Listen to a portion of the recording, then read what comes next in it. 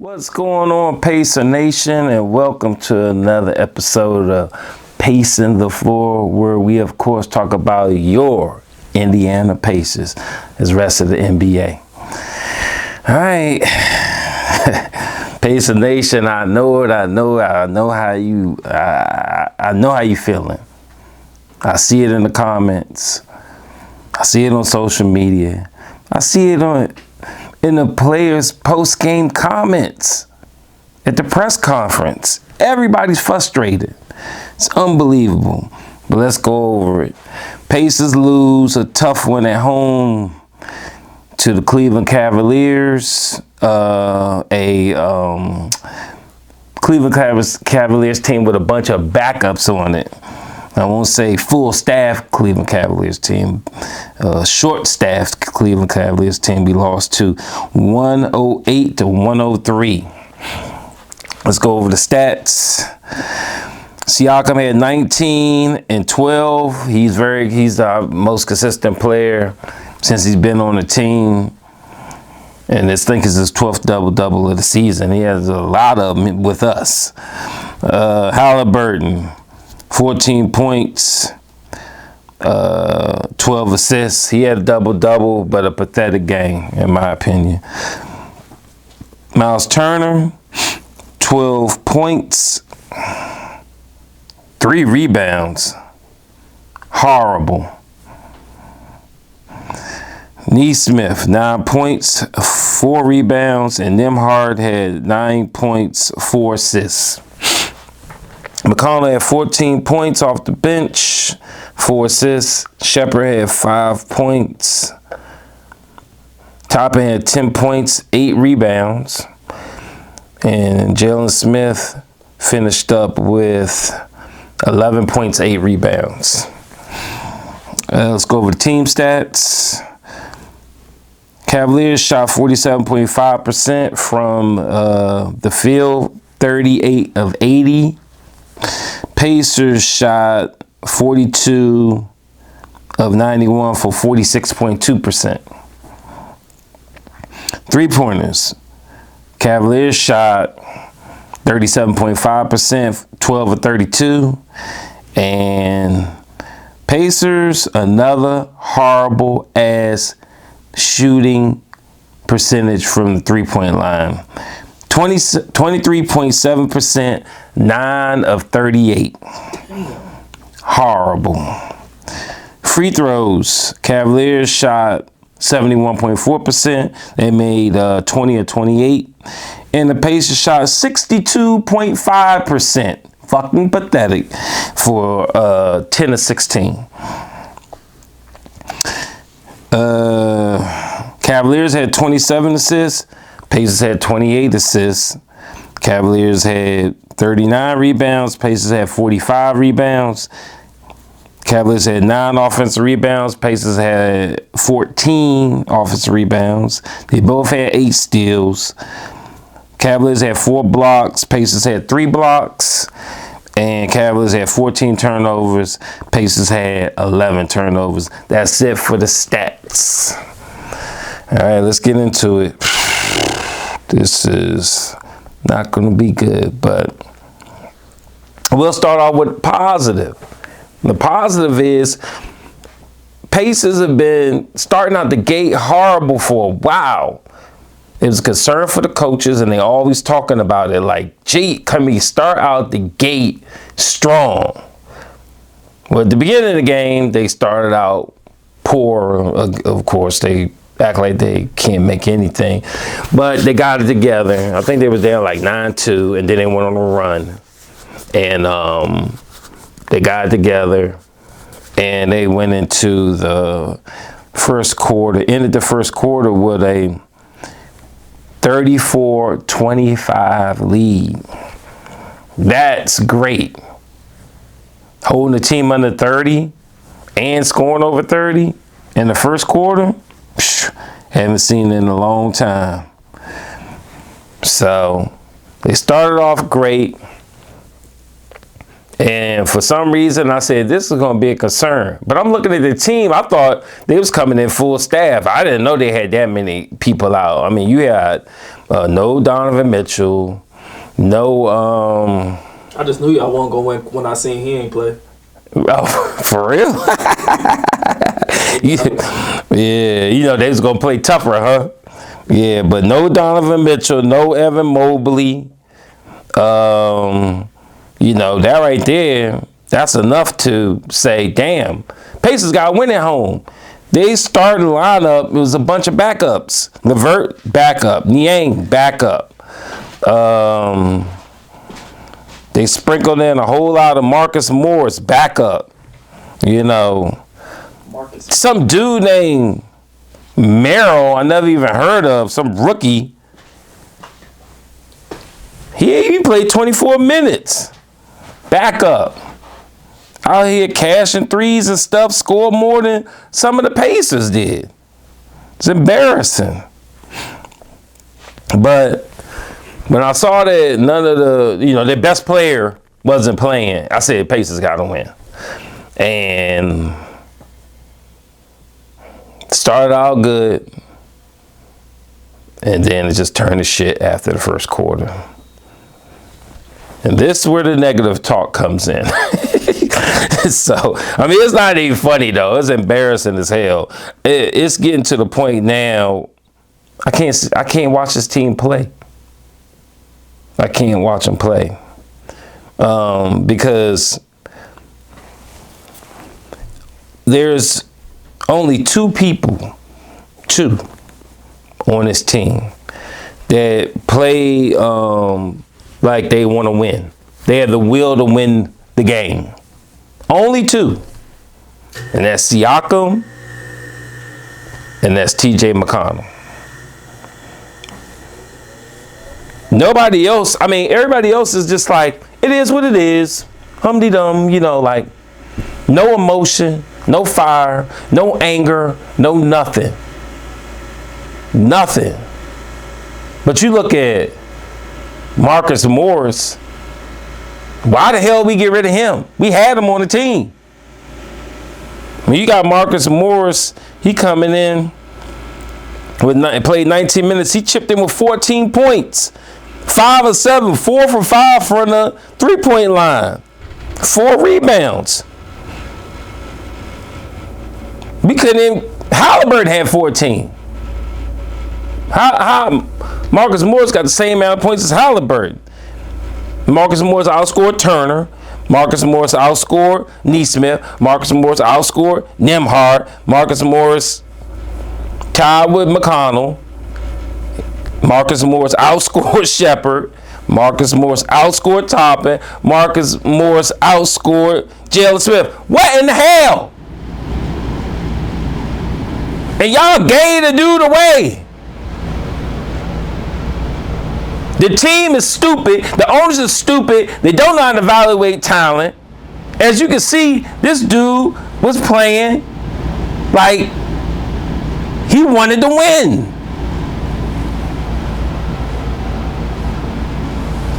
We got nobody on this team. They got no dog in them. They got no will to win, no fight in them at all. A bunch of punks.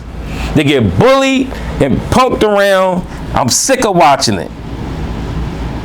Now, if you was aggressive, if you was fighting, if you were competitive and you lost, I watch that all day.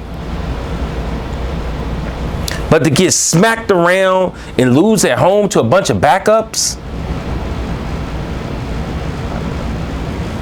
Come on now. Literally a bunch of backups. A bunch of role players.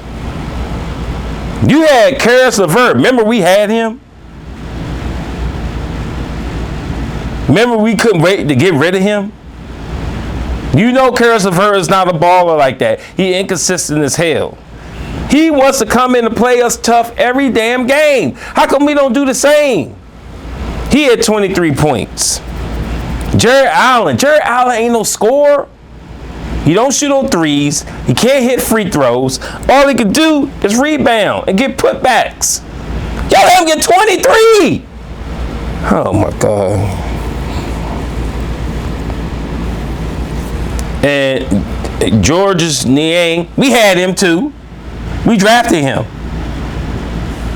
He wanted to come in and outball his best friend, Tyrese Haliburton. They both went to the same college.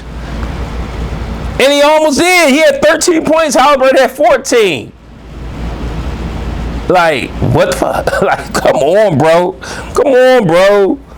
This dude's like deep bench. Come on, man. Garland, he inconsistent as hell. He was 5 of 18. You let him get 13.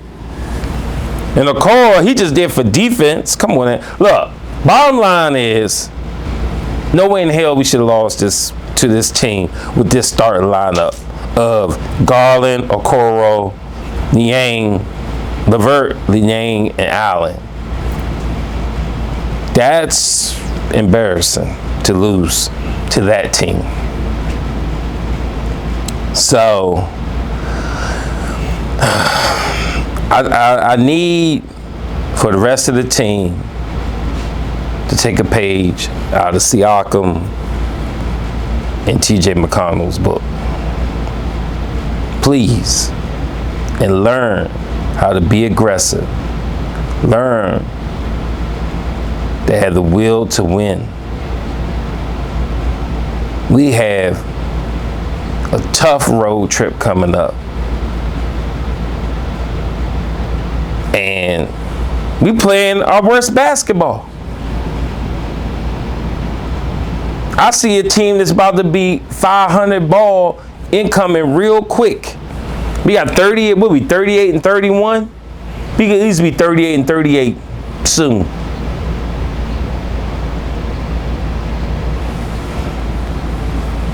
Shit is terrible. We got to get it together. Funny, man. I looked at the scoreboard and I'm like, nobody on our team scored 20 points, bro. Nobody on our team. Nobody. That's embarrassing. But you have LeVert getting 23 and Allen getting 23 for the minimal staffed Cleveland Cavaliers. Our leading scorer was Siakam with 19. You can't get 20 points in your own home? Where to do that at? You got to be able to defend your home. We beat the Cavs full staff. We were up 2-0 on them. Now it's 2-1.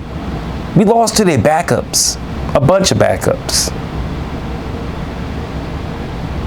And then it's so hard to watch. It's so frustrating that you can't predict. We supposed to be the number one offense, and that shit's gone, I bet. We ain't shit on offense. Whenever we have to focus on defense, to lock somebody down, we suck on offense. We can't be, or if we score very well on offense, we suck on defense. We can't be good at both. We can't be the Boston Celtics that could actually score and defend. Why it's gotta be one or the other? We supposed to have the number one offense, or one of the top offenses in the league.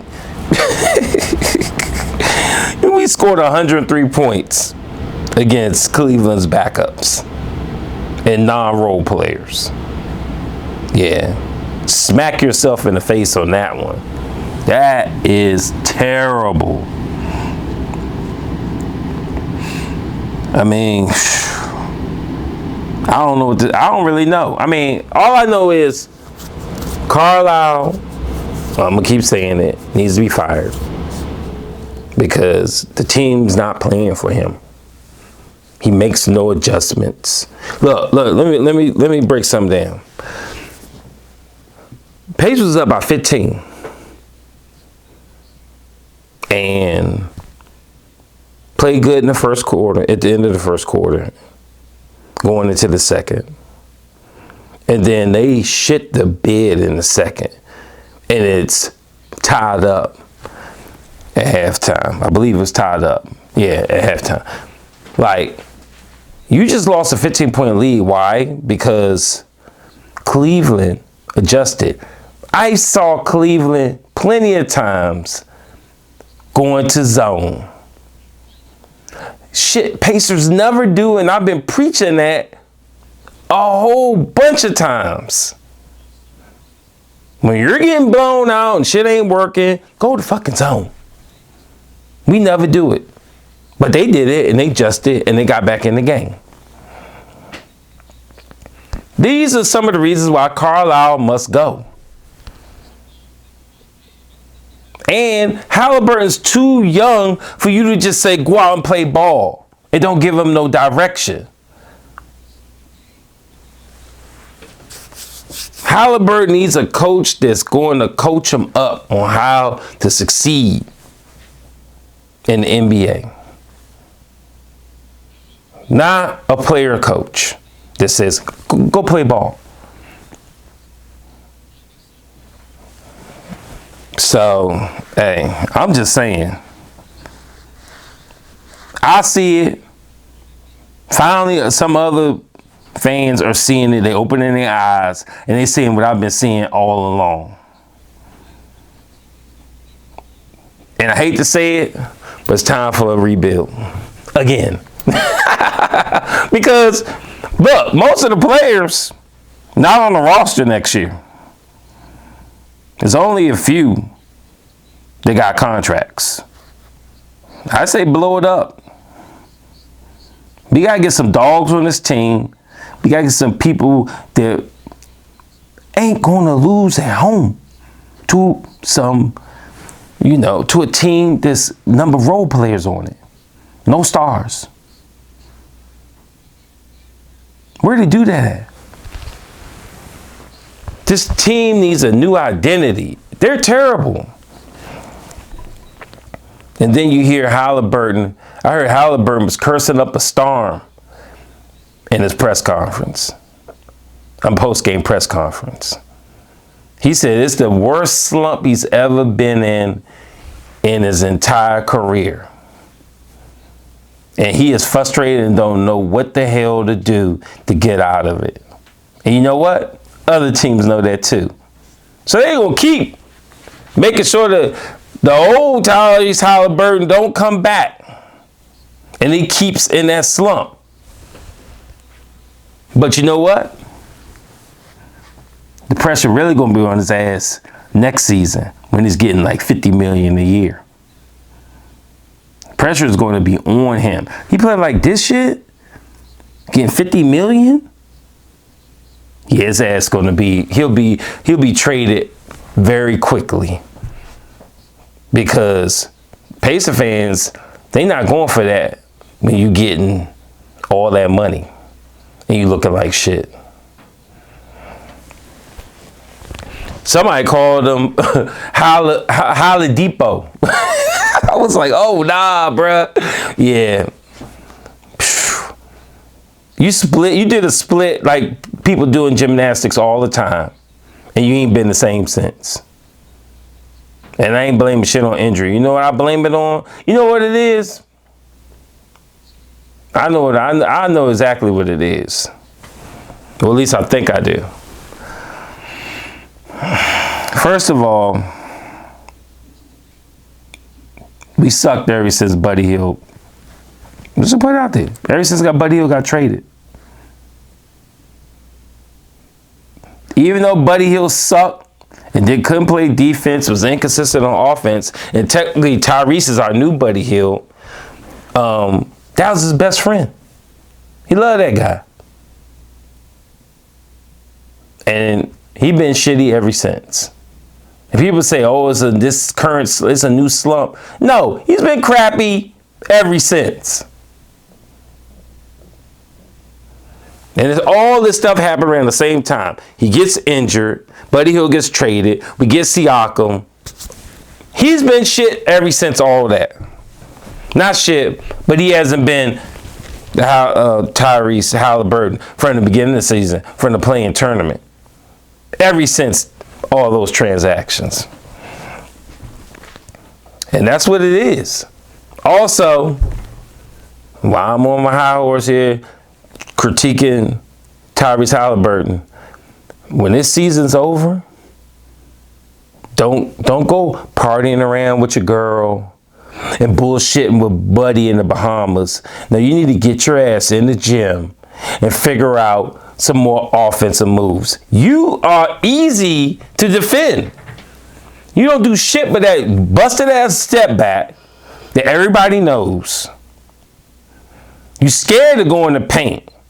Your dribble moves are atrocious. You fumble the ball all the time trying to dribble. You can't dribble, bro. Go back in the gym. Learn how to dribble. Learn how to, you know what? I'm gonna make it easy for you. Go back in the gym and work with TJ McConnell because he playing better than you and he knows what to do. He don't have the offensive gifts that you do, but he has the knowledge 10 times better than you.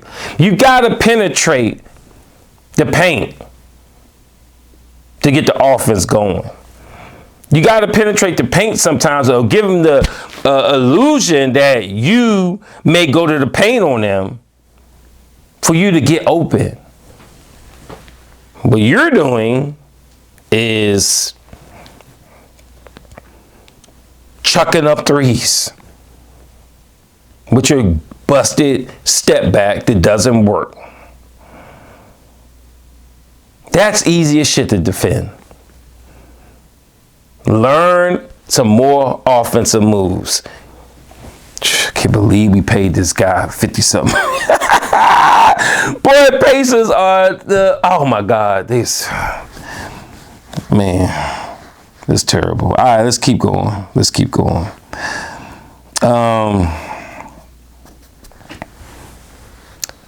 We got some polls.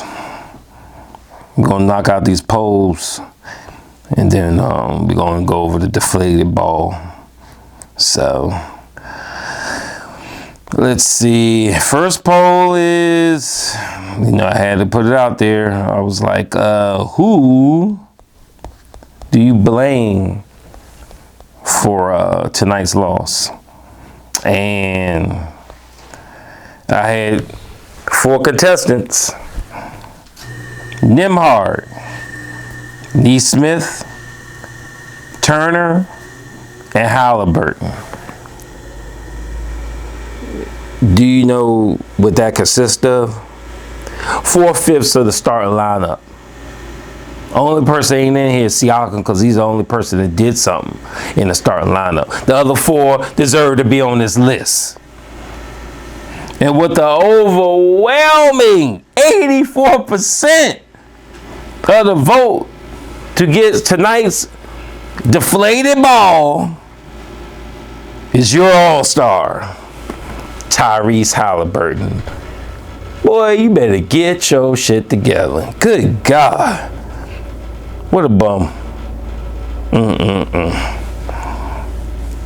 Unbelievable.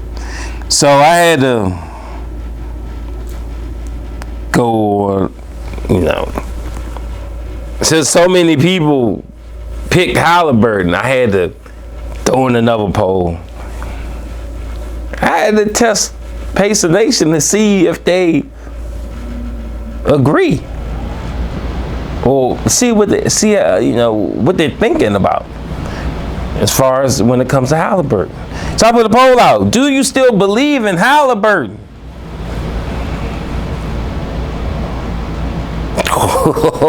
Lots of votes on this one. And 59% say hell to the no. They don't believe in Haliburton. But you know what? When you sign those contracts, they're guaranteed. We stuck or we're going to have to trade them. Hopefully he get out of this BS he in. But Pacer Nation fed up. They said they ain't dealing with it no more. Bottom line. Then I added in, just to, see what Patient Nation's thinking, because, I've been saying this for a while now.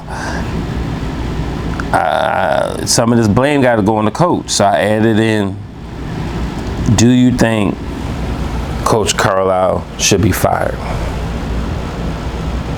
Damn. This one got quite a few votes too. And an overwhelming 68% of the vote says Haliburton should get his ass up out of here. So, like I said, hashtag fire Rick Carlisle. Get on the train.